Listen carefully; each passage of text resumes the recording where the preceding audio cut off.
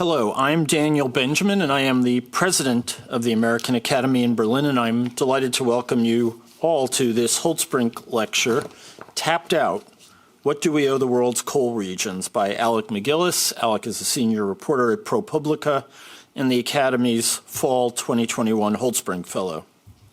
The Holtzbrinck Fellowship was established in 1999 with the generous support of Georg von Holtzbrinck, GmbH and Company.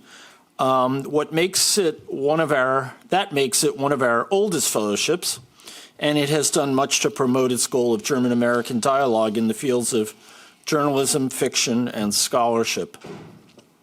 We've had quite a number of really remarkable Holtzbrinck Fellows, and they've included George Packer, Hilton Als, Kieran Desai, Jonathan Safran Foer, Thomas Chatterton Williams, Alex Ross, Suki Kim, and now Alec McGillis. This evening, Alec will address important questions about the future of coal mining communities as the world turns away from coal.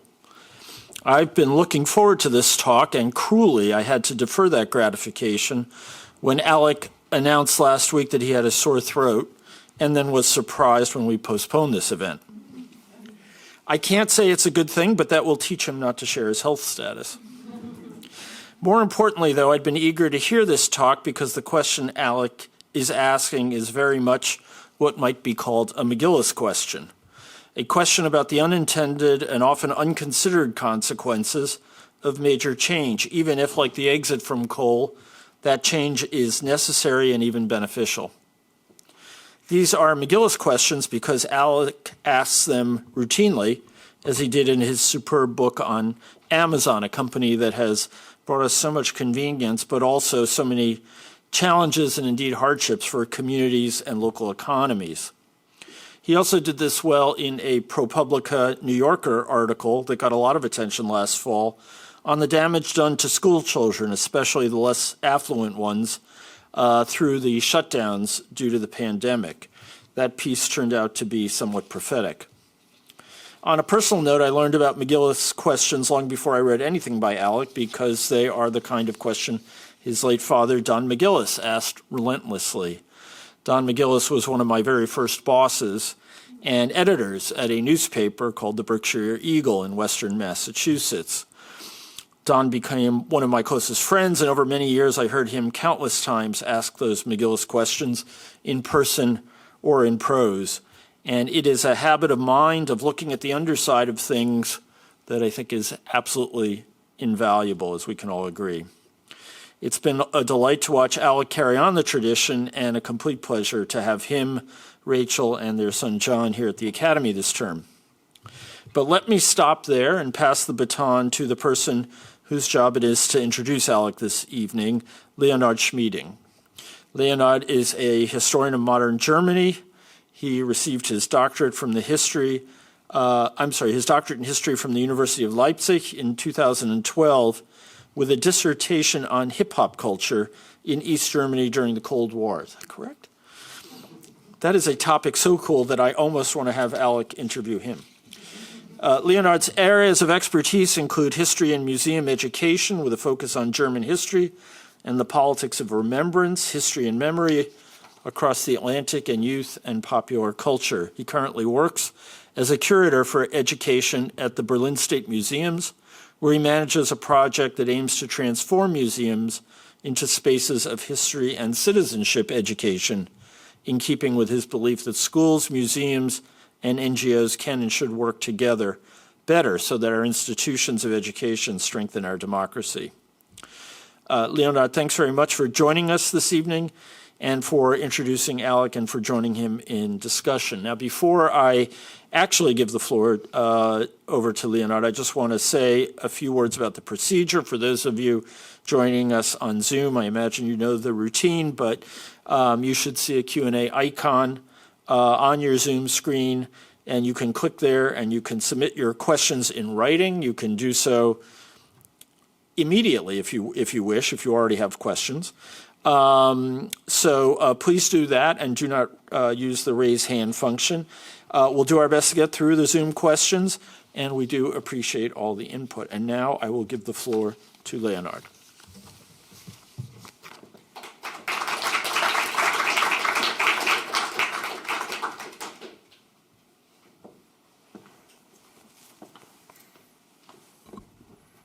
Hello and good evening, everyone. Thank you for these welcoming words. Thank you all for coming out to the American Academy tonight. It's a pleasure to introduce Alec MacGillis tonight and moderate the ensuing discussion after his presentation. I was told to keep introductions short, so I will do that and more rely on my role as a moderator for your questions later. And I hope there will be many, because this is a fascinating topic. Alec, you all know from last week's talk, hopefully, on his book on Amazon, Fulfillment, Winning and Losing in One-Click America, whose German title is even a little bit more of a pun, ausgeliefert. For those of you who know German, it has quite a few meanings. Ambiguous ones, so that's very good. When Alec asked me to introduce him and moderate the discussion, I was intrigued and fascinated by what he told me about his research, and I'm very much intrigued to now learn more. So I give the floor over to Alec, who will talk, and then we'll have a few questions for him, and then I'll open up the floor to discussion. We have a floor microphone coming around. We have Q&A answers on Zoom, or questions in Zoom. And if you are so kind to switch off your mobile devices or put them on silent, that would be very nice, so we can do all this undisturbed. Thank you. Alec, the floor is yours.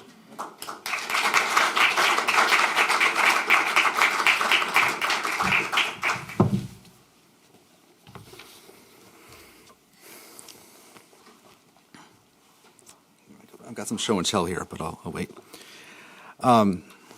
Thank you, Leo, for that introduction and for offering to help out as a moderator. As you will all see, Leo has a great intuitive grasp of this topic, and I'm very grateful for his joining us.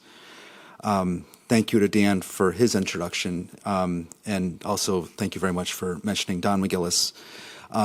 It was always kind of a dream of Don MacGillis to do this very fellowship, and one reason I've probably been working a little too hard, going around the country as much as I have and taking in as much as I have, is that I've been trying to, I think, do it a bit for the two of us. Thank you also to the Holspring family and to Barrett Abert, John Thomas Eltringham, and everyone else at the Academy for making my time here possible. The Academy deserves real praise for maintaining its in-person programming this fall and for continuing to bring people together, for providing actual human fellowship. It matters so much. I also want to thank my fellow fellows for putting up with all my overeager reports for my travels in the provinces. They were gracious listeners. And I want to thank all of you for coming out on a very gloomy night. One of the best things about being here in Berlin these last 4 months has been meeting so many people around town. And it's wonderful to see so many of you here. It means a lot.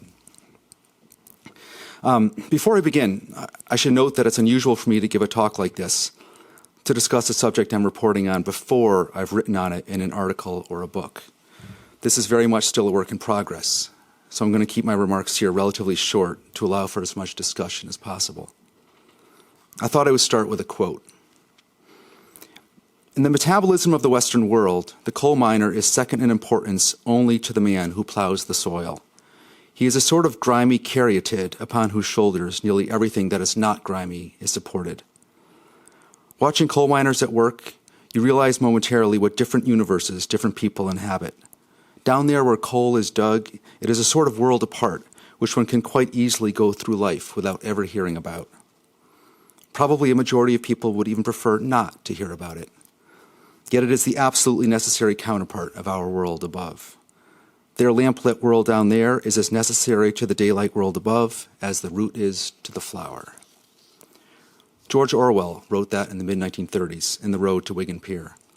I read it this fall, and what struck me is how much it still holds true and how it captures my own interest in this subject. I went down in a coal mine in southern Illinois in 2007 for an article about Senator Barack Obama's conflicted relationship with the coal industry.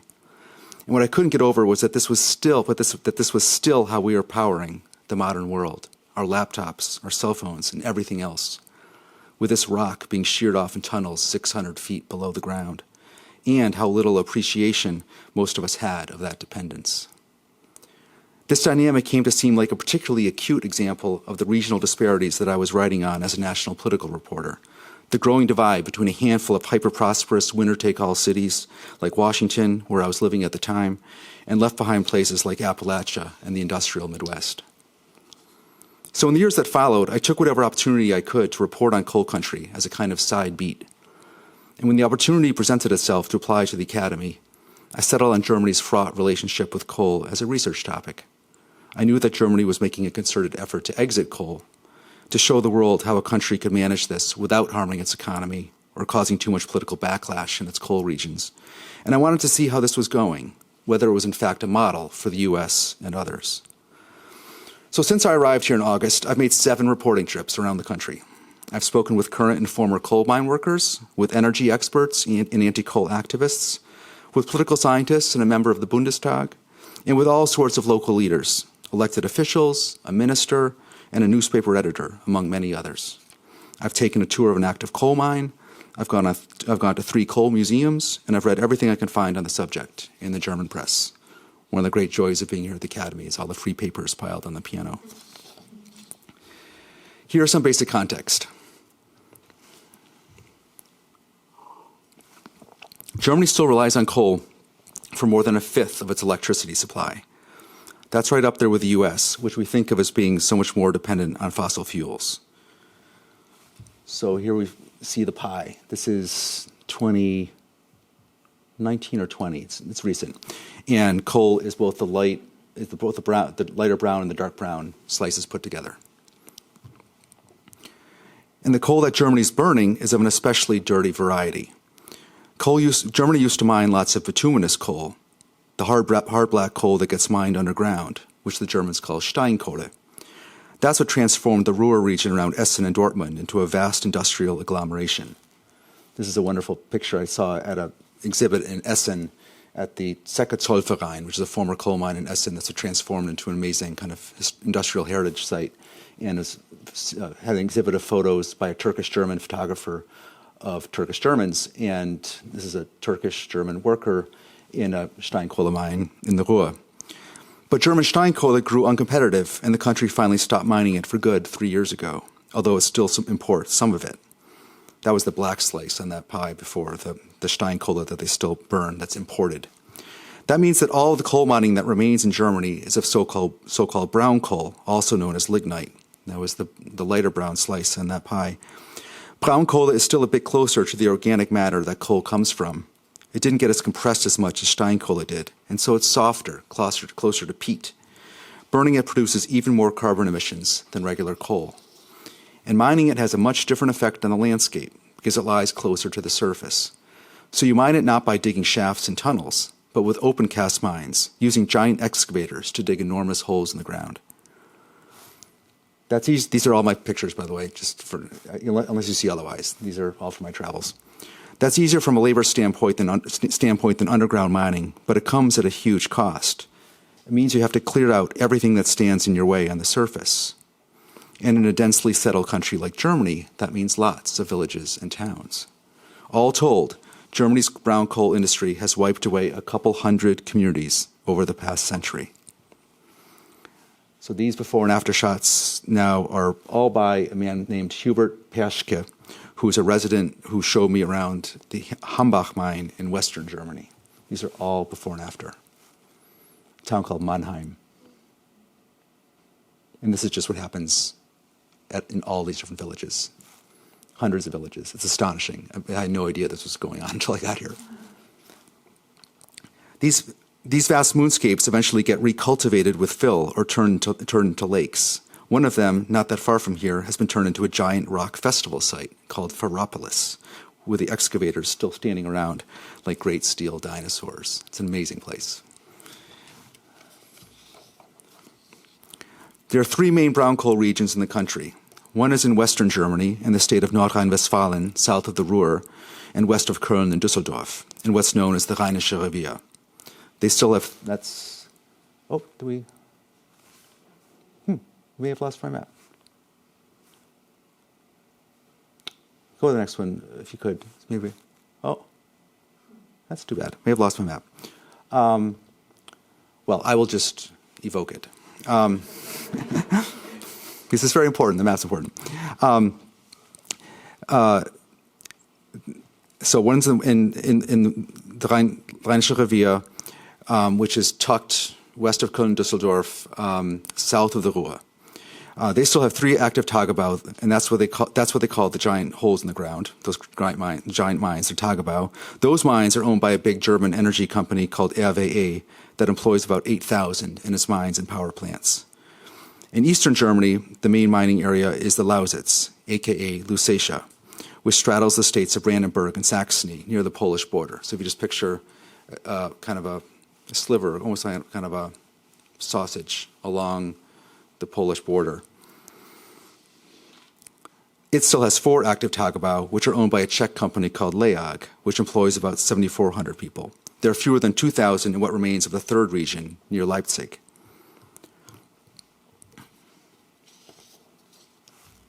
So hopefully for those of you with some sense of German geography, you can picture where these two are. The important ones that we're going to be focusing on are Rheinische Revier, west of Köln and Düsseldorf, really kind of as you're heading over toward Aachen, toward the Dutch-Belgian border over there. And then Lausitz is along the Polish border, heading down toward the Czech border. What makes the coal exit trickier is that Germany is also on the verge of cutting off another energy source, nuclear, which makes up about 12% of that pie you saw earlier. Angela Merkel decided on that after the Fukushima disaster in 2011. The whole idea was that it would force the country to build lots of renewable energy, the Energiewende, or energy pivot. And in fact, they've come a long way, but they haven't done nearly enough yet. Wind turbine construction has plateaued in recent years. The first half of this year, coal was actually back to providing a bigger share of the country's electricity than wind, 27% versus 21%. There's a cool app you can get, which I'm addicted to now, called Electricity Map, that shows you where various countries are getting their energy at any moment in time. This is today for Germany. Coal is the brown, wind is the turquoise, and as you can see, coal is way out in front. I've been checking it every day for the last few weeks. It's been looked a lot like this every day because, of course, we have very little sun, and many days not even that much wind. So this is the reality right now of where all this is coming from. And remember, nuclear is all going away next year. And then, yeah. Meanwhile, the country also has a very vigorous climate protest movement, which likes to point out that burning this much coal is totally at odds with Germany's self-image and its climate change goals. So a couple years ago, the country convened a big commission to plan its exit from coal, with a mix of industry representatives, climate activists, and local residents and elected officials. This being Germany, the whole process, of course, involves lots of big words. The coal exit is the Kohleausstieg. The regional economic transformation that will need to accompany the shift is the Strukturwandel. So this was one of the challenges facing the Coal Commission, how to schedule the exit so that the country would still have time to come up with new sources of energy. They settled on a phased exit, shutting down more plants every few years and finally getting out for good in 2038. And to make that politically palatable, they recommended billions in spending on various constituencies. The legislation that the Bundestag passed last year after receiving the Commission's report includes 4.4 billion euros in compensation for the power companies, 5 billion for older workers to take retirement a few years ahead of time, and most importantly, 44 billion for the regions to help them adjust to the shutdown. What's striking about the Commission report and the law was that there really was quite a broad consensus around it. And what I found in my reporting is that most people on both sides are still grudgingly in favor of it, in theory. The problem is how things have been playing out in reality since the law passed. For starters, there's already lots of outrage over how officials are choosing to spend the 40 billion, with money going to a bunch of random projects that have been sitting in drawers for years and are pretty far afield from the coal regions. And then there's also growing worry about all the talk from the new governing coalition about maybe moving up the coal exit date from 2038 to 2030. It's just about this graph. What is the gray Oh, bar? sorry. The gray bar, good question. The gray bar is the potential capacity. That is basically if this, if the sun were shining and everything was working right as far as transmission and storage and all the rest, you would have that much solar. Yes, very good question. Thank you. So there's also a lot of worry about all the talk from the governing coalition about maybe moving up the coal exit date from 2038 to 2030. The coal employees I spoke with told me they found this laughable, that it was hard enough to see how the country was going to manage without coal by 2038, and that it was magical thinking, an unding, an absurdity to suggest they could do so by 2030. Or if they could do so, it would only be by using a lot more natural gas, which would make Germany highly dependent on Russia and also risk higher electricity prices for German industry. And local elected officials are alarmed by this 2030 talk because they see it as simply too soon for them to manage the transition. There's a feeling that the government is betraying the coal regions by considering moving the date that was agreed on in the compromise. This feeling of betrayal is especially acute in the East. In the West, there are high tensions around Braunkohle because that is the region where climate activists have focused their recent efforts, even occupying a forest for a few years. I visited the latest occupation in the West in a tiny village called Lusatia that is now threatened with destruction. These are both from the forest that was occupied nearby and from the village.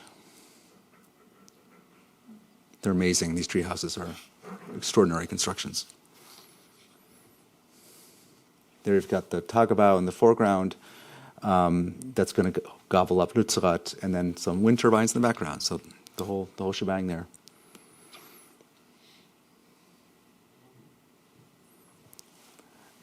If you want to keep us at 1.5% Celsius increase, then Lützerath's got to stay.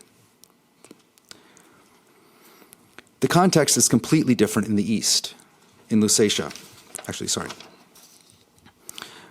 In general, despite these fights over the occupations, the sense you get in the Western region is that it's going to manage the transition okay. The loss of the coal jobs is going to hit hard in the area, but it's in close proximity to so much else, as you would have seen on that map, Köln and Düsseldorf are just half an hour away. And there's the nearby example from the Ruhr of getting through the exit from Steinkohle, which is so much more wrenching in scale. The context is completely different in the East, in Lusatia, which is where I spent the most time. There, the industry occupies a much larger role and has a more fraught history. For one thing, a lot of the villages that were targeted for destruction decades ago have been occupied by the Sorbs, the Slavic ethnic minority that initially settled the region. This is a pretty wonderful painting I found in the Sorbian Museum in Bautzen, showing some Sorbian villagers kind of watching the industry sprawl out over their homeland. For another thing, there's the fact that the Braunkohle assumed a massive significance in the life of the GDR, East Germany. It was basically the only energy source that the country had, and it relied on it not just for electricity, but also for liquid petroleum and home heating. One of my most memorable visits was to a factory outside Hoyerswerda that produced Braunkohle briquettes for heating until it shut down in 1993. Just an incredible building. This gorgeous, I think 1910 construction factory, this entire complex. And all that complex did, I got some show and tell here. All that complex did was produce briquettes like this.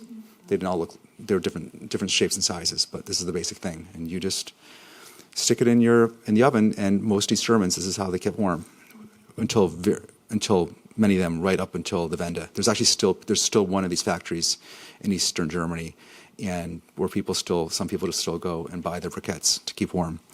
And while I'm at it, I've also got some real brown coal.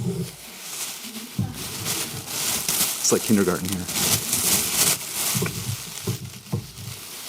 I got this when I went to the bottom of the mine. I got to go all the way to the bottom of the mine when a company tour in one of the Eastern German mines, Lusatian mines, Welzow Süd, and they let you just pick it up off the ground. It's incredible. I mean, this is it. And you can tell it's different than what we think of as coal. It's just a little softer, a little browner, a little bit more like wood. But this is it. This is what it's all about, this stuff. You're free to come up and hold it later. So the country, East Germany, was the biggest brown coal producer in the world, and it took huge pride in that People who worked in the industry were revered and well paid. The beloved soccer team in Cottbus, the largest city in the region, is still called Cottbus Energie. One of East Germany's biggest celebrities, the singer-songwriter Gerhard Gundermann, was a brown coal worker. I've become completely obsessed with him. I've watched all of his movies and documentaries, and I listen to his CDs now. But I'm going to try to limit him now. I could get carried away with him. I met with one woman, Monika Mirch, who spent a couple decades driving an excavator. This is her back in the day. Her father had also worked in the industry, and she could still cite to me the exact figures on the bigger pension benefits that she had received because she worked in a Tagebau, in Braunkohle. Quote, Bergmann war was, she said. Loosely translated, being a miner meant something. But the biggest local factor is what happened after the demise of the GDR, with the Wende. Millions of East Germans lost their jobs at employers that were suddenly deemed uncompetitive, and the brown coal industry got hammered more than any. Brown coal employment in Lusatia plunged from 80,000 to fewer than 8,000 today. This graph shows the collapse after the Wende, with Lusatia in blue and the region around Leipzig in green. As you can see, just it's incredible collapse. And then the western, the Rheinische region is down in the violet. The population in the region plunged too, as people, especially young people, left for the west or to Leipzig or Dresden or Berlin. The whole experience left the region with a sense of betrayal. It had been promised a better future after the fall of the wall and reunification, but instead it suffered decline and abandonment. And there's a real worry that that will happen again now with the Kohleausstieg. The region is less reliant on the industry than it was back then, but it still matters a lot. It's only 7,400 jobs in Lusatia, but they're among the best paying in the area, and they don't include the thousands of contractors and vendors who also rely on the industry. That's not unlike what you find in Appalachia, where there are far fewer people working in the mines than decades ago, of course, but where the jobs that remain still matter, given how few other opportunities for steady work there are. And not surprisingly, both places have also seen similar shifts in their politics. West Virginia used to be so staunchly Democratic that it was one of only 10 states to vote for Mike Dukakis over George H.W. Bush in 1988. There it is, all by itself, in blue. Just an incredible fact. Last year, it was Trump's second strongest state, after Wyoming, which also happens to be the only state that mines more coal. So West Virginia, Wyoming. Oklahoma not far behind. Meanwhile, one of the far-right off-day party's strongest areas in this country is exactly in the coal mining areas of Lusatia. So this, I'm glad now. Finally, we have a map. Thank you. And so Lusatia is right over on the right corner there. Sort of, if you look at that, the really dark area, that's southern Lusatia, and then stretching up into the district above that, that's also still Lusatia. So right there along the Polish border. In this fall's elections, and this is showing off-day strength around the country, and you see just how much stronger the off-day is over there in that corner of eastern Germany. In this fall's elections, as the party sagged nationwide, it did even better than before in eastern Saxony, getting more than 30% in some towns. So this is that district of southern Lusatia around Görlitz, and off-day in blue. It's really pretty astonishing to look at. There are a lot of factors feeding into this rise of the off-day, but many of them can be grouped under the general feeling of having been abandoned by the major parties and so wanting to register a protest. It's the feeling of living in a region that's in decline and at risk of losing its livelihood and sense of purpose and identity. It's the resentment against urban elites that don't appreciate where their power comes from. Like the Green Bundestag member who tweeted a protest poster that read, quote, "Whether Nazis or coal, brown is always shit." She later apologized for that, for the record. The word I kept hearing was Anerkennung, recognition. That's how the union chief for Lusatia's coal workers, Toralf Smith, put it to me. Quote, "If we really shut down now, then Berlin will have no more electricity. And I'd like to see how it goes at the universities in Berlin when the toilets don't function, and the cell phones don't function, and the internet doesn't function, when their lives don't function. It's a lack of respect.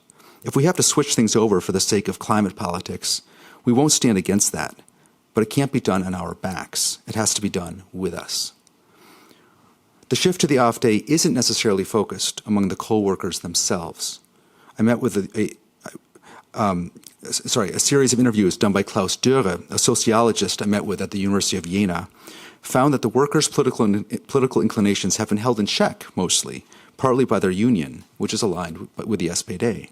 That's one of the big key differences between West Virginia and the German coal regions, that the unions are still strong here, and so serve in that kind of protective capacity, politically protective capacity.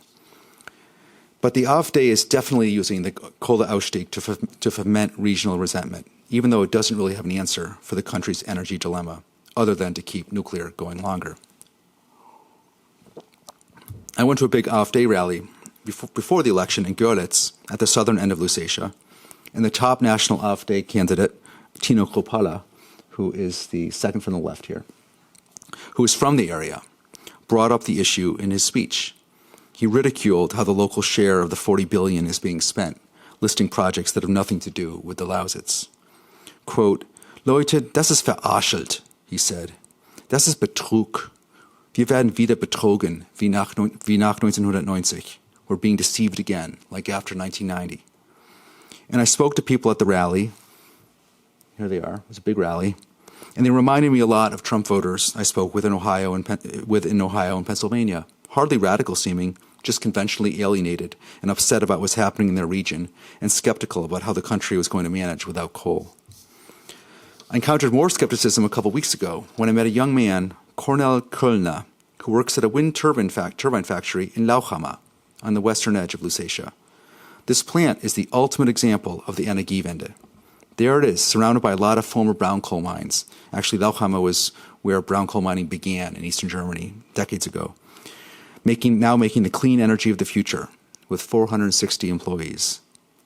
But 2 months ago, the big Danish company that owns the plant, Vestas, announced that it's shutting it down because of the slowing demand for turbines in Germany. And so this friendly young guy, 31 years old, is on the verge of losing his job and doesn't know what he's going to do. He owns a house in town, and he doesn't want to leave his parents, but there are very few other options around. And this development has confirmed him in his preference for the off day. Quote, not because of Nazi, God forbid, he said, but because off day is proposing something completely different. They would change things. They would really change things. A week after that, I met with another young man, almost the same age, at a coffee shop in Cottbus. Lars Kaczmarek, this is Lars, works at the mines helping run their telecommunications. And he loves the job, and he hopes to keep it as long as he can before things shut down in 2038. He is not drifting to the off day. He is loyal SPD, and he believes in climate change, and even met with some Fridays for Future activists last year. But he understands the feeling of betrayal. His parents both worked in Braunkohle, and his mother lost her job in the 1990s and never found steady work again. He's seen nearly all of his high school friends leave town over the years. And now he's seeing a new wave of people leaving the company and the region because they don't believe the promises about the Strukturwandel. What with all the new talk about accelerating the coal exit and the 40 billion euros being frittered away. He's not going anywhere for now because he deeply loves the region and he wants to see it come back. But he's worried. Quote, for politics to win back the trust of the people, it has to finally be the case that things are carried out the way they said they would. This is the big chance to win back trust, he told me. What you can't have, he said, is a coal exit that leads to a decline of German industry because of higher electricity prices. Quote, you can't have deindustrialization in Germany. Industry means prosperity. A loss of prosperity would be absurd. If other countries look to see how Germany has fared, and they see deindustrialization and a loss of prosperity, and people growing discontent and populism gaining a new foothold, who would follow our example? I will stop there. Thank you.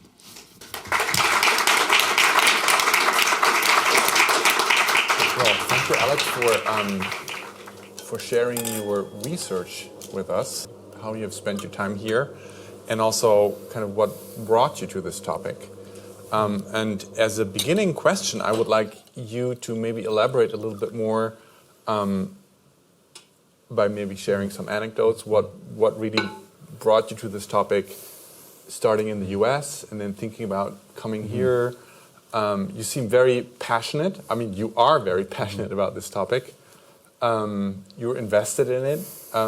You told me, and you shared with us that you went down into some coal mines, and like, how was that for you? Like, what kind of emotional response also do you have, and then what motivates you to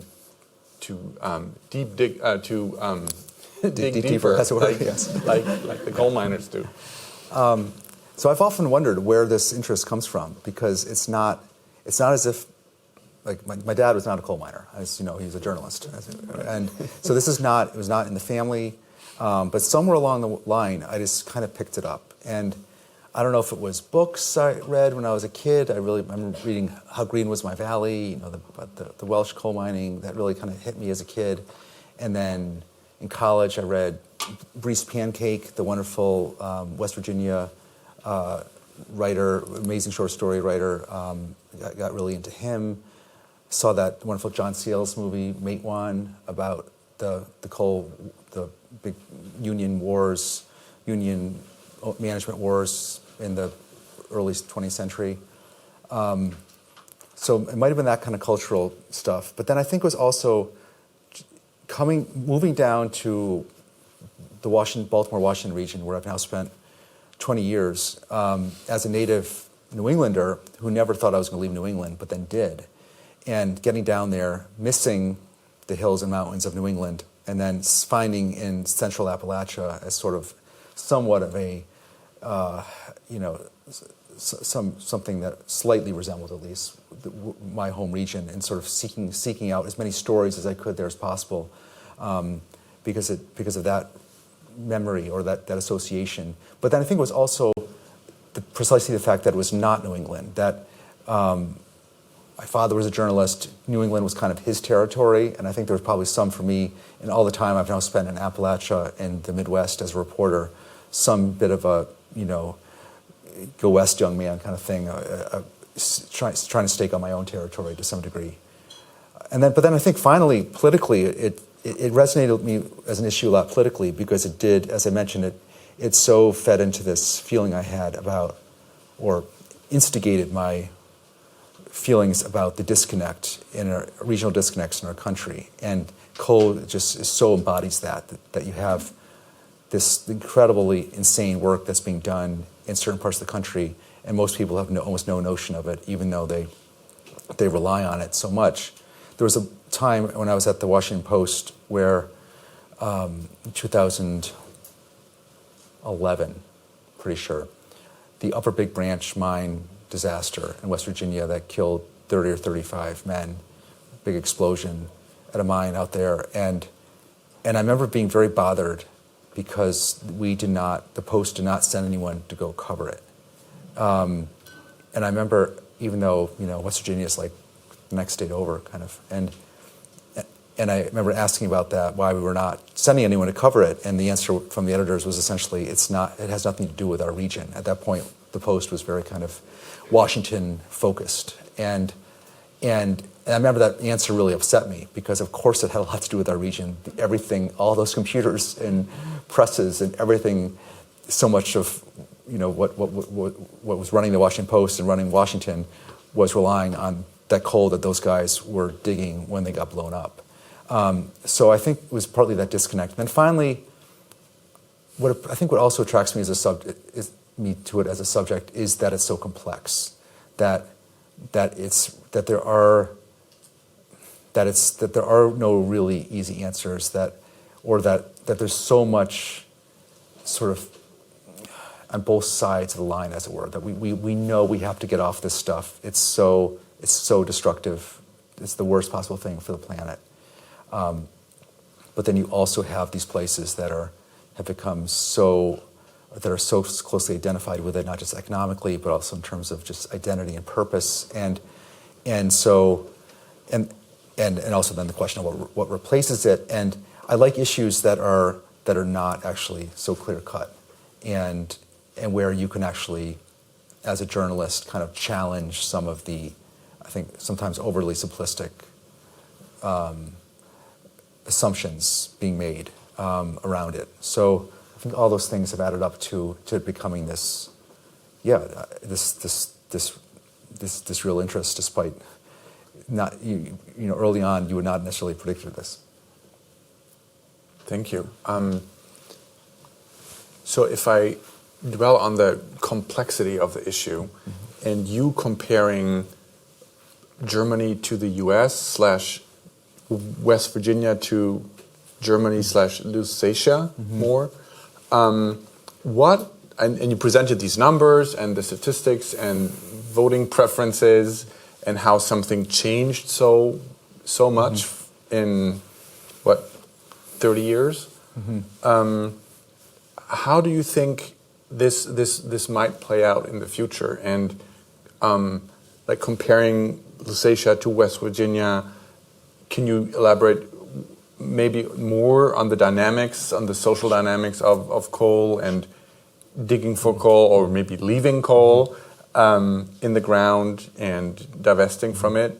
And then what one could learn from looking at more West Germany, or especially the Ruhr region that has gone through this transformation. And I don't know if how many of you have been to places like Dortmund or Essen or Bochum, and I mean, much of the Ruhrgebiet was heavily industrialized, and now it's still heavily industrialized, but many of these industry zones have become like cultural escapes, right? For all kinds of participatory culture also, which is like mass culture. And it's very interesting. And I mean, Lusatia is very different. It's rural, right? And it's not as metropolitan. So there's a lot there. I have a lot of thoughts on both these questions. I mean, I think I'll start maybe with the Ruhr in Western Germany. I mean, it is tough to see. It is amazing when you go over there to see all these amazing, what they've done with their industrial heritage. And you do wonder, I kept thinking not so much about West Virginia when I was in the Ruhr, but thinking about the industrial Midwest and places I've spent a lot of time in Ohio and Michigan and Pennsylvania and Wisconsin, and thinking about why we couldn't be doing more of what the Ruhr has done in those places, where you have something approaching that kind of that level of industrialization and scale. It's tough for the Lausitz to sort of follow the Ruhr model because it's a completely different orders of magnitude. And the Ruhr is this incredibly urbanized, dense, agglomeration, is really the best word for it. That has an astonishing transit system. The transit system just blew me away there. Basically like a Berlin-level transit system with all these different levels of transit stretching over a vastly bigger area, from basically Paderborn to Bonn. I mean, it's amazing. The map is incredible, that transit map. And it's also just so much more, it's just so much more populated, so much more diverse. The diversity of the Ruhr is astonishing. And so I'm not sure that it really offers the best model for the Lausitz in that sense. What you find in the Rheinische Revier, that the coal mining region south of the Ruhr, which is much more rural, where all those big holes in the ground are in the western region, is much more small towns and these massive mines. Even there, I think they're going to manage better than the Lausitz, because partly the context is completely different, right? You just have none of that feeling of betrayal from the Wende. You have Köln-Düsseldorf pretty close by. You have even like the chief union guy for one of the big mines there. We had a really good long talk, and as bitter as he was about the environmentalists in the woods and fighting with his workers and all that, he was pretty gung ho about taking on this challenge and like finding a new way forward for a new sort of energy future for Germany and German industry. And basically, look, we've done this before in this country. We've pioneered in other ways. We're going to have to just pioneer again, and somehow it's going to be really tough for these towns here, the towns where he lives, his family lives. It'll be tough for us, but somehow we just got to deal with it. That was basically the sense you got there. A much different kind of message than you got in the East. So the West Virginia comparison, I mean, start with the similarities.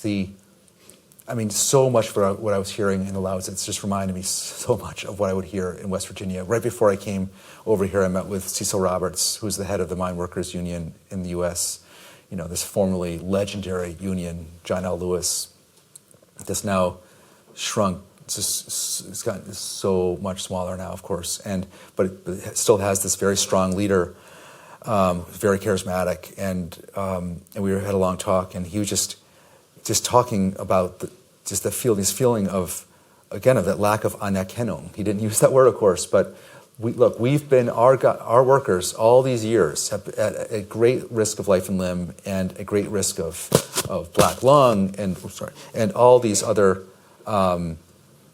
just the hardships that come with this incredible work, have been producing all this very cheap electricity for this country to prosper for most of its modern history, and now we're just being kind of cast aside. That was that was very much his tone. So much of what I was hearing in the Lausitz. You have also that the population loss is such a strong similarity to the fact that amazing stat about West Virginia. It's the only state in the country that is smaller than it was 70 years ago. So in the U.S. as a whole is like 3 times bigger than it was 70 years ago, its population. West Virginia is smaller. That's how many people it's lost. And so similar to what you find in the Lausitz. I mean, Hoyerswerda, the city where Gundermann, the singer, is from, that town went from 7,000, it was 7,000 people. It was just a little town, cute little town. And then the East German government built tons of high-rises in that town to handle all the mine workers, because they just desperately needed the brown coal. And so they just built all those amazing high-rises all around Hoyerswerda. The town mushroomed to 70,000 residents. In those years where Gundermann was, becoming a star, that was the world he lived in Hoyerswerda. And now it's back to 35,000 or 30,000. I mean, it's dropped by half. And you have all these empty high-rises standing around. And, there are key differences too. In the Lausitz, you don't have opioids. I mean, that's one thing I kept thinking about as I was going around. Right, opioids have just racked Appalachia more than anywhere in the country, and that just don't exist, for all purposes, as a major issue in the Lausitz. Things also look better. Like you have what the German government did spend quite a bit on, sort of facades. Since the Wende. So you go to these towns, they do not look like they're necessarily suffering that badly, even if they are if you look at the numbers. And then the other big difference is just proximity. The fact is the Lausitz it's not that far. Again, if I should have gotten that map for you, but it's not that far from Berlin. It's an hour and a quarter, I think, to Cottbus on the train. They're actually now one of the good things they're using the money for, the 40 billion, is to add a new track. There's only one track in the last stretch to Cottbus, which is kind of crazy. The story, and I think it's true, is that the Russians, after the war, took that track back home. They actually did with quite a lot of tracks, and all these years it's never been replaced. So there's only this one track, and it complicates that Berlin-Cottbus trip, and so they're finally going to build another track there. So you'll have every half-hour trips to Berlin, which will make a big difference. West Virginia, of course, is a completely different ballgame. You're so much more further removed. You have to get over the mountains to get to D.C. or another big city. So those are the key differences. But really, still at its core, I found such similarity. And as far as lessons for the two of them, each one way or the other way, I would say in general that the big lesson for America is that this German Strukturwandel, while flawed in all the ways I talked about, is at least happening. Like we have nothing. We don't have a word. We don't have a word for Strukturwandel really in the U.S. because we're not doing it. Like there's no plan for how to get out of coal. It's just like whatever Joe Manchin feels on a given day, in a way, is sort of how we're getting out of coal, and it's just happening very haphazardly. different states are doing different things. Different utilities are making different decisions about their plants. There's no overarching plan, both for how you're going to just like ramping down on coal. When are we going to do it? But then also what you're going to do for the areas. We have nothing like the Strukturwandel, that whole notion that we have to transform things. So that is the great lesson for America, that there's at least this thing happening here, and that we should be doing something similar.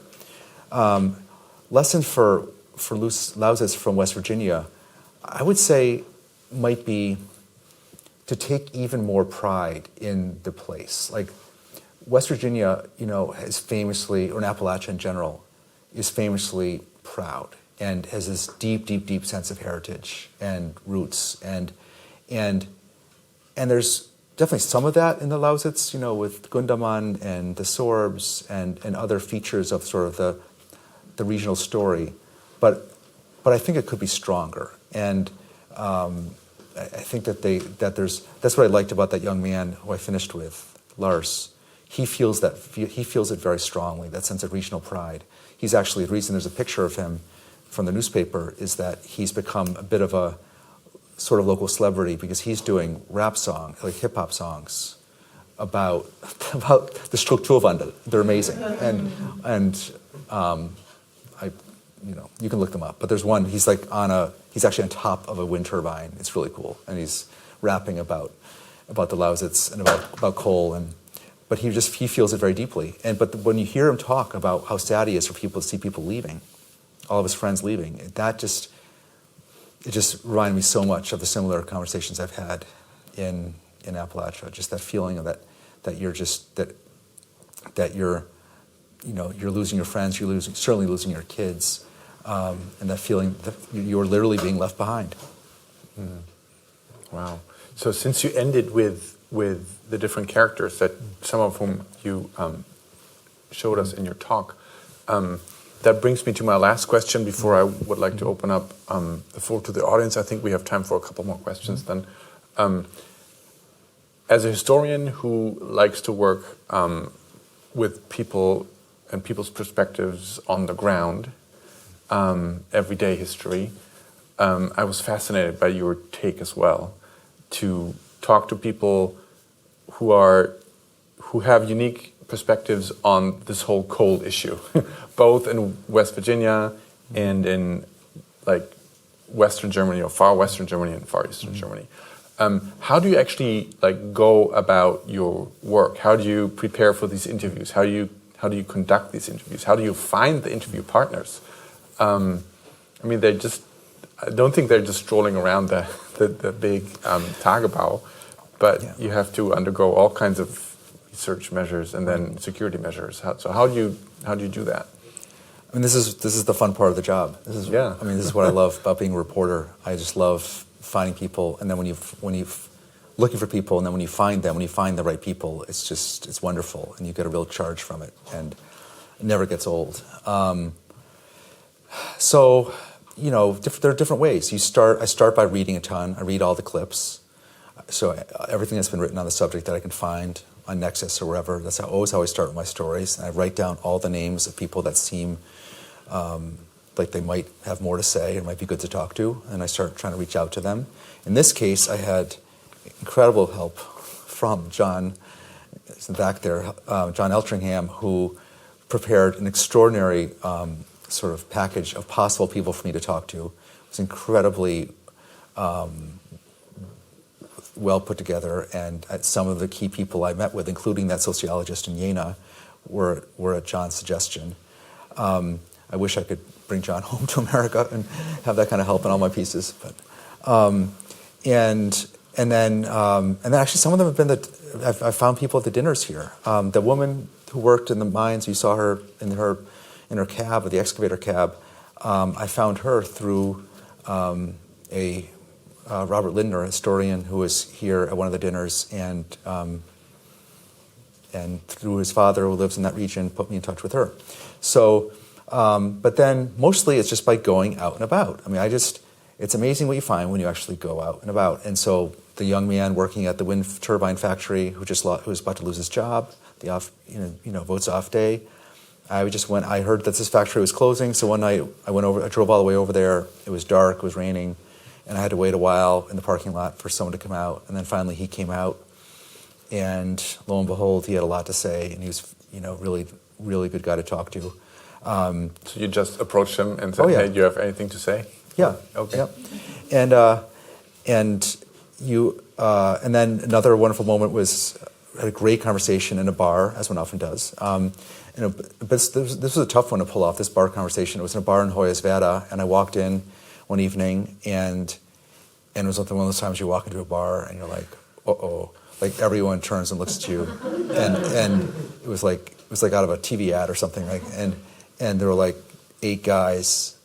They're all guys except for the bartender was a woman, and they're all, 60s, 70s, and they're all just staring at me.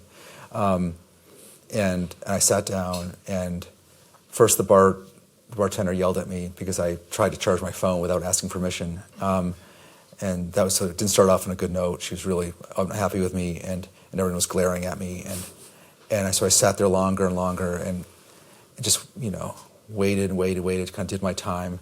And then finally, this one guy who I made eye contact with, who seemed a little bit more, I don't know, a little more sensitive somehow. He was leaving. He said goodbye to everyone. He went around and did that nice, the knock on the table thing, which I love. I love that German tradition, knocking on the table, goodbye to everyone. And he knocks on my table, which I took as a sign of conciliation. And I grabbed him basically, and he sat down, and we talked for an hour, and all of the friends were glaring at him for talking to me.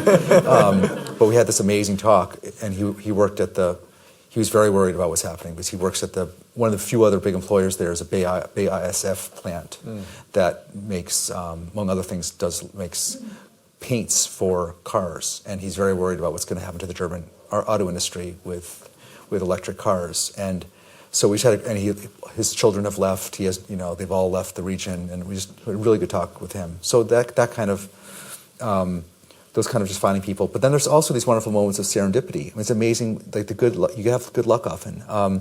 I met with a young man. I went to speak to a college in Philadelphia at Penn, University of Pennsylvania years ago, and a young man from that class went on to spend some time with the activists in the forest in Germany. Was just hanging out with them, trying to work on a piece about that. He put me in touch with Hubert, who did all those photographs of the towns, and that was all thanks to this young man I'd met years ago. I was at dinner one night in Erkelenz, which is a good-sized town near the mines in the western region, and I was really worried because I hadn't met too many actual miners yet. It is hard to get to the actual miners because that's a very closed-off world of those big huge holes. And I asked, sorry. I just realized I can't take it anymore. They're called strip mines. There's a word, isn't there? Talk about a big hole in the ground. Aren't they called strip mines? Yeah, they're called strip mines or open cast mines. Yeah, I've just been using. I've been using the Tagebau because I've been so in the German. Okay. Yeah, and they're also, they seem to be actually. When I think of strip mines, I think of what we do in the U.S. out west, and in Montana and Wyoming, which has now become our biggest coal region, where we're doing this incredible strip mining out there, and that's all open cast mining. Somewhat similar to this, but I think of it as different, and I think maybe that's why I don't use the strip mine term, because out there it's not just devouring the town. There's no towns to devour out there the way you have here. That's what's so stunning to me about what happens here. So I've really come to think of these things as really almost more metaphorically as just these enormous, they're just, I mean, it's just hard to describe them. My pictures can't even do it justice, really. But you're right, yes, technically, strip mines, open cast mines. But it was hard to find the workers. And so I'm talking, I was wrapping up my dinner, and the nice woman who owns the restaurant said, what are you doing here? She could tell I was from out of town. I said, I'm working on a piece about coal mining, but I'm having trouble finding, do you know any of the actual miners here in town, basically? And she said, yeah, well, I know a guy at Westdeutscher Rundfunk, but I don't have his number now, but maybe I can help you out that way. A day or two later, this restaurant owner from a small city, small town, Erkelenz, calls me up out of the blue and says, here's the guy, give him a call. I give him a call, and just like that, he gets me in touch with the key union guy at the mine, and so these things lead one to another. But it's, and that serendipity when it happens is pretty wonderful. Thank you. Okay, I'm happy to see some questions. So John will come around with with a microphone. Yes, could you please introduce yourself briefly, or say who you are? Thanks, John. Hello, Alec. Oh, my name is Yanni. Hello, Alec. Thank you very much. And I'm always impressed when you speak about any of your projects is how human they are, and that. And I think part of the subtext of what you're talking about today, or actually not even the subtext, is the sort of utter neglect with which coal miners are treated, especially in the United States. There's many things we wouldn't allow ourselves to say in American polite society, but when it comes to workers, lower classes, and all that, it's open season, right? And I've noticed you've always tried to make an effort to actually bring out those stories as well. And it struck me as you were speaking that the original model of ending a dependence on coal was Britain, right, in the 1980s, which was a right-wing project, and the coal miners found left-wing support, right, so a coal miner was someone who voted left, right, and in West Virginia in those days, exactly at that time they voted what Americans call left as well, right, meaning liberal, and here we are today. And it's the exact reversal, right? So Britain has no more coal mines. I think there was one left. Is it, or is that gone to? They might be reopening one now, just for not for energy use, but for metallurgical, for steel making. Okay. That's a big controversy. But basically, they're done. And in the 80s, it was mainly coal, right? Yes. So it was quite sudden. And so there's the original model. But as I said, it was a right-wing undertaking. Right. And so it was Thatcher, right? And so here we have this reversal where closing down coal mines, if you would attach a political label to it, it'd probably be left, right? Yes. Particularly in the United States. And the opposition to closing them down would be right-wing now, right? And so we look at West Virginia, and we say, look how they changed their voting, as if they themselves changed, or the voters changed. And I'm sure they did in many ways. But the parties changed. How would you explain that change? Meaning the attitude of people like ourselves, polite society, well-educated, thinking good things politically and all that. And when it comes to something like that, we seem to have this contempt, or neglect at the very least. I think the parties have changed. I wonder what do you think? Well, I mean, I have many thoughts on this. And this is the $1 million question in American politics, right? It's why that realignment from one map to the other, and there's, there have been hundreds of books written on it. I think my book that came out this spring was one other attempt to sort of answer it, and my book argues that it has a lot to do with these incredibly growing regional disparities in America, where you have so much wealth now concentrated in certain places, and those places have now become places that are doing very well. Those hyper-prosperous places have become essentially now the base of the Democratic Party. They're hugely blue, and that's where the financial support for the party comes from, and that's really sort of the identity of increasingly the identity of the party is those places, and you have people, voters in Appalachia or the Midwest or what have you, who looked to those places, first of all feel resentment, feel sadness and resentment about their own places falling behind, and then they look to those places and they see those sort of new faces of the Democratic Party, and they say that's just not me at all. That has nothing to do with me. And then the Republican Party for many years also did not offer them, very much, because it was very kind of country club and Jeb Bushy. But then along came this other guy who actually kind of became Trump, who became a natural kind of a magnet for a lot of those kind of homeless, politically homeless voters. Then, of course, for Appalachia, you have the very specific fact that absolutely that one party has been leading the way in trying to end this industry, and starting with the key moment where the Democrats lost West Virginia in 2000, and it was pretty close. And if they'd won West Virginia, of course, Florida would have been moot. But they lost it, and that actually doesn't get enough attention. That sort of key moment there, and there was a lot that fed into it. Of course, there was gun politics was for sure part of it, but you had Al Gore, who to his credit was way out front on climate change, and he's your nominee, and he's makes him pretty clear where he's going to be headed with this, and so I think in Appalachia it was fairly fancy word, overdetermined in that part of the world that you're going to see that shift, but the extent of it is still pretty stunning, and it's really, and then you see it here when you see it happening here as well, it does start to seem even less mysterious. Please. Hi, my name is Sonia Faber. I'm Lady's cousin.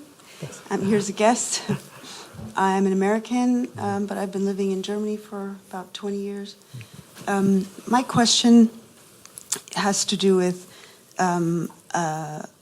what you would call Ausländerfeindlichkeit and the AfD, and in particular, all of these changes which are resented by the coal miners are actually being driven by people of incredible wealth or government decisions, which are far above where we are now.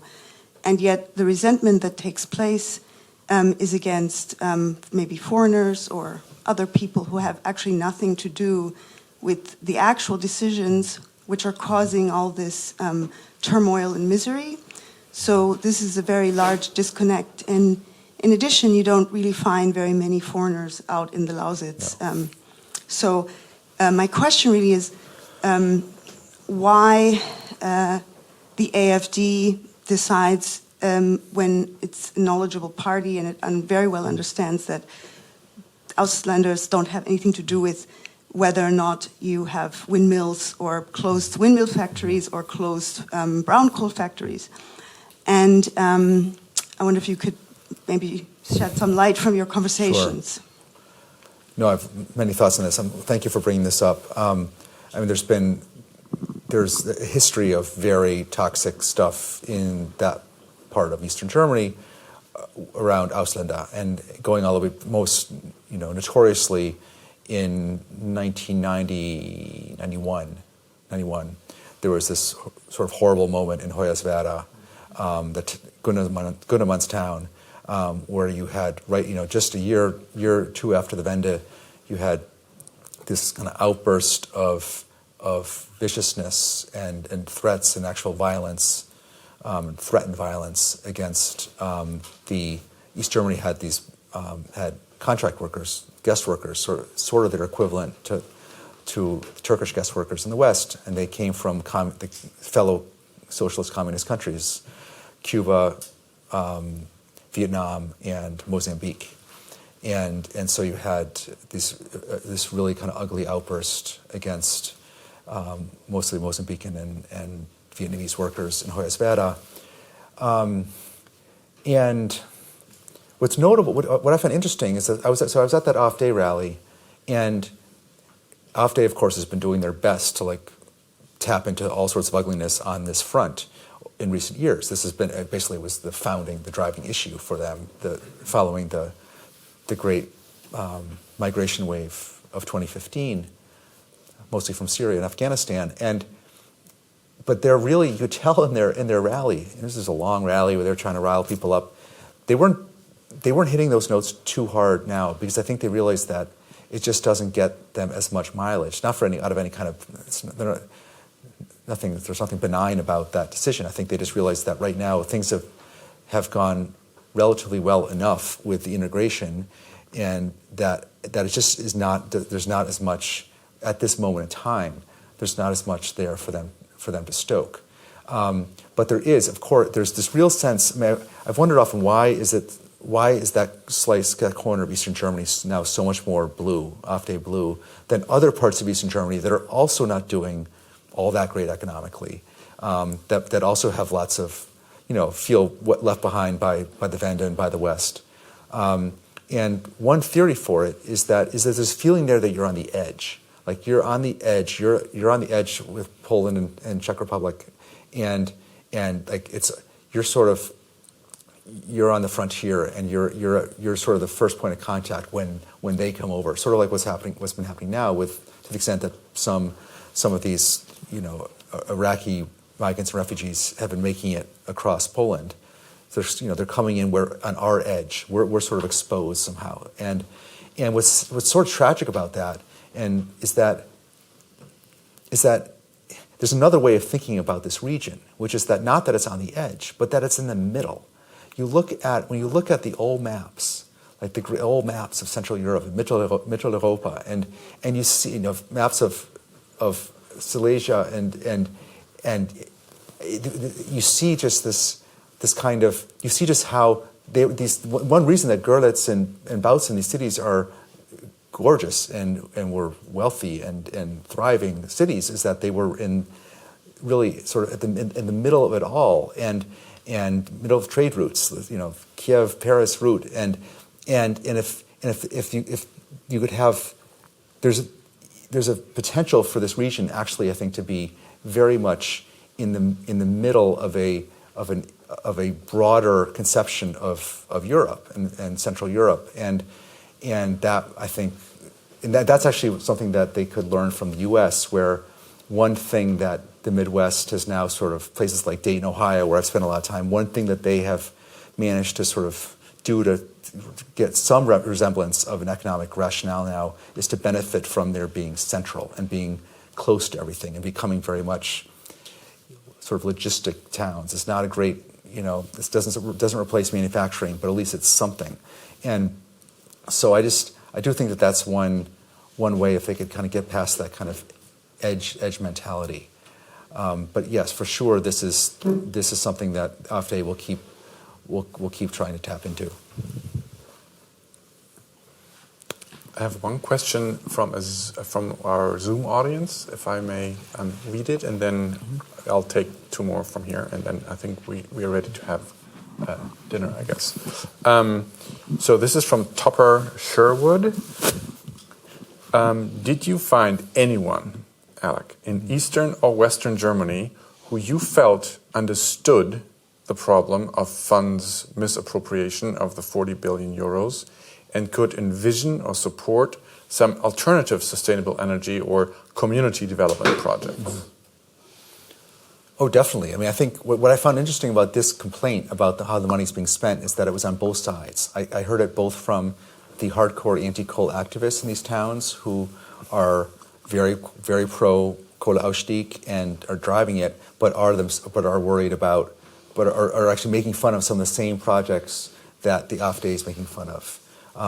There has not been a lot of real thought put into how the money's being spent. It's very untransparent. I still can't even get my head around how these decisions are being made. One of the problems is that the Lausitz is split between two states, between Brandenburg and Sachsen, and so you've got two different kind of murky, untransparent processes working on it.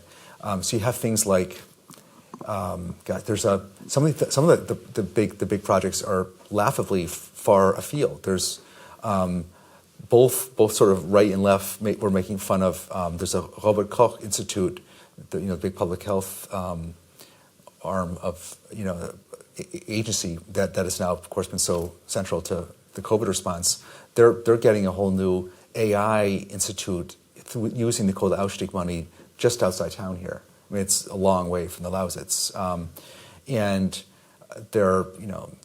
there's some other ones that you can kind of, some people make fun of, some might say are justified. A techno festival, a zoo, new Straßenbahn in Görlitz. But what there's not been enough of is the real, really clear thinking on. And there's vague talk of investing in new hydrogen research and new battery research, and somehow making the Lausitz an energy hub in those things, just the way it has been in coal. But it's still pretty nebulous. one of the problems is that they're not allowed to spend the money under EU rules. They can't spend the money on basically subsidizing business. You can't use it to, if you see something that might employ a bunch of people, might be promising, like this Vestas plant. If you were on to save the Vestas plant and keep it in Lauchhammer, keep those 460 jobs, they can't take this money and just for that kind of a subsidy. So, no, it's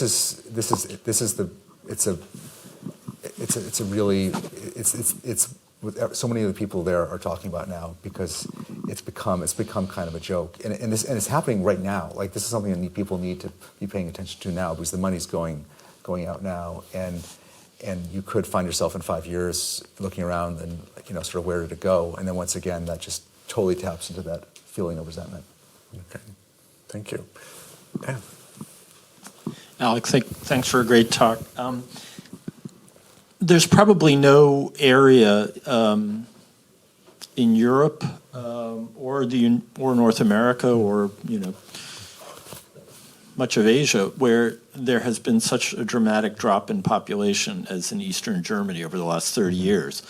I mean, incredible, to the point where demographers were saying, let's put game parks there. And this is all a legacy of Die Wende and the fact that there really was no sustainable industry that could compete in the West German or broader European market. And I'm wondering to what extent that is very palpable in the places that you were reporting, and how that feeds into the whole deprimierende Lage.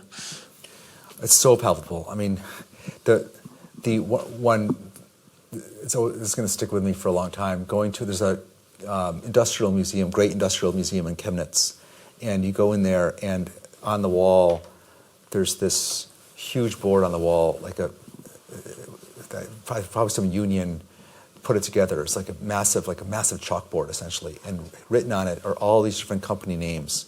It covers the entire wall, and all these different company names showing how many people they lost in those first couple of years of the Wende, and it's 3,000 to 500, 2,500 to 400, and just one after another, all these names going down. And of course, you turn to the other side, and you've got another exhibit showing all the jobs, all the companies that left Eastern Germany after World War II.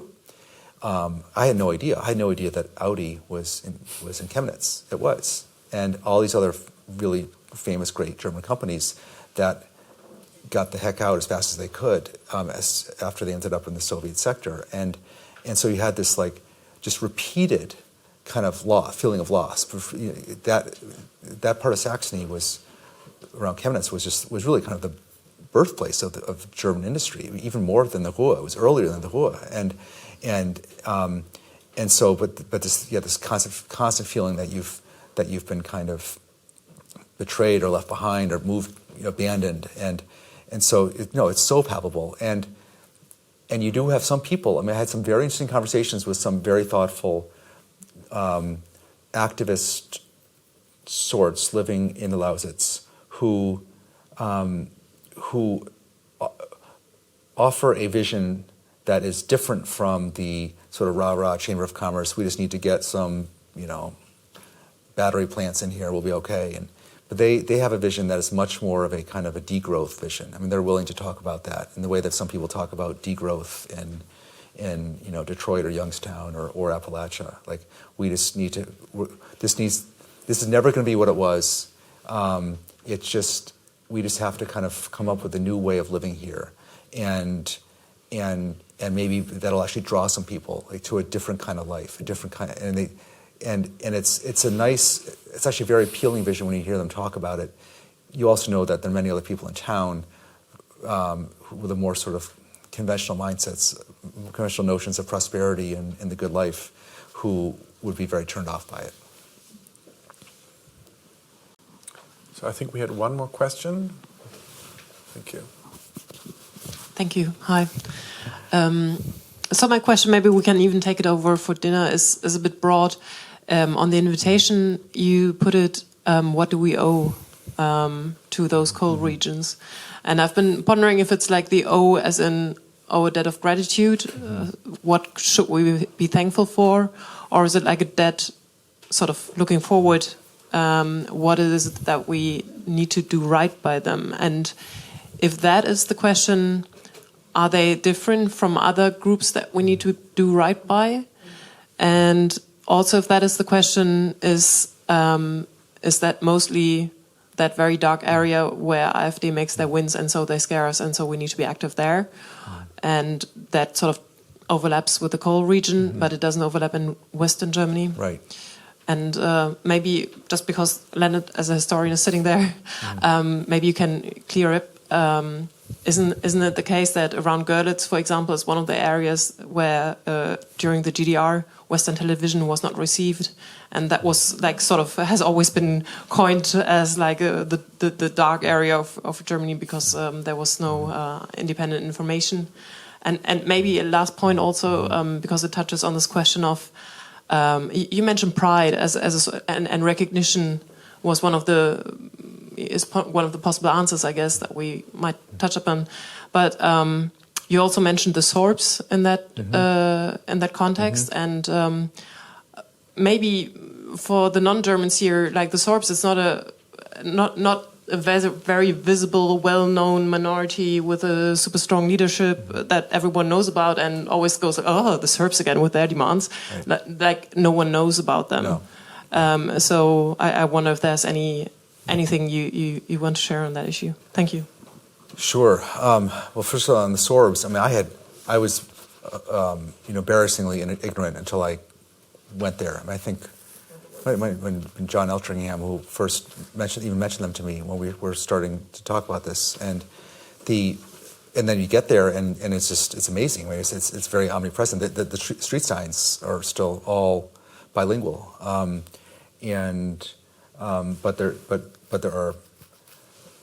but it has been very much, I don't know what the right word is, and so much feel for you to correct me. It has been, I guess assimilated would be a nice word, subsumed would be another word. I mean, it is over the years, and one reason was that those initial Tagebau village destructions were so focused. It was the Sorbian villages. What the Lausitz was a quite poor farming region, essentially.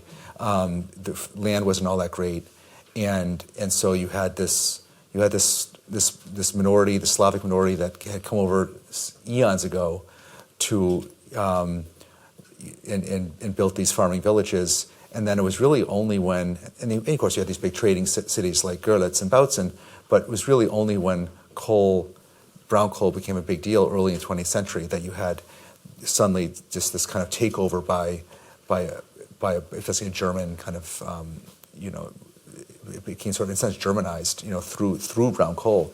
But as far as the what do we owe question, I do think the reason I think the Strukturwandel in general makes sense and why all these billions actually make sense is that it does seem like some compensation is called for, even just in the very basic sense that you're shutting down an industry that would have some years left to go. I mean, only so much. I mean, a lot of these mines were going to get tapped out eventually, anyway, and a lot of them were going to become uneconomical anyway, sort of under the carbon trading system and all that, carbon pricing system.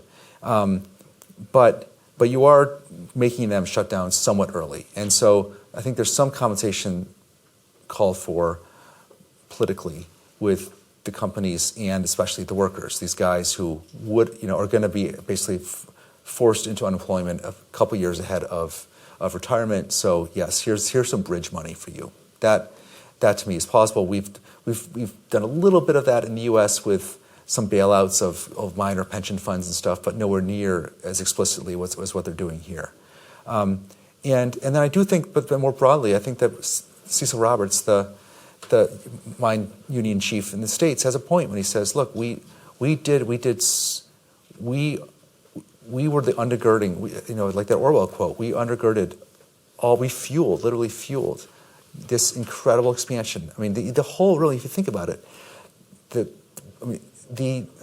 our entire modern world, it's not just like what's powering these lights now. The entire industrialization, all of that was just so based on coal. And then, yes, was, eventually kind of oil joins the mix and others join the mix, but at the bottom it was coal. And to a great degree it still is coal. And we do, so I do believe when you're in one of those mines, and I was in that mine in Illinois, it's insane. It is completely fucking insane, like what that work involves. And you're just like, and it's so similar to what Orwell describes it so well. Describes it better than I ever could in Wigan Pier. It's the same thing, just about. I mean, it's barely changed. It's completely archaic and harrowing, and they're still doing it. And so I do think we do owe them something. Well, a closing word from me of thanks, of course, Alec, for sharing your first steps, as you said it, and it's unusual for you to do that. So that takes a lot of bravery, I guess. So thank you. And I think what you were doing is also charting the first steps or charting the waters of giving Strukturwandel maybe a narrative, right? The Energiewende, how it's connected to the Wende of the 90s, the early 90s, and then how it can be looked at in a transatlantic or even global perspective. So thank you very much for doing that. That's pioneer work, and historians in 30 years will have to consult your work, of course. Thank you. Here, here. Thank you.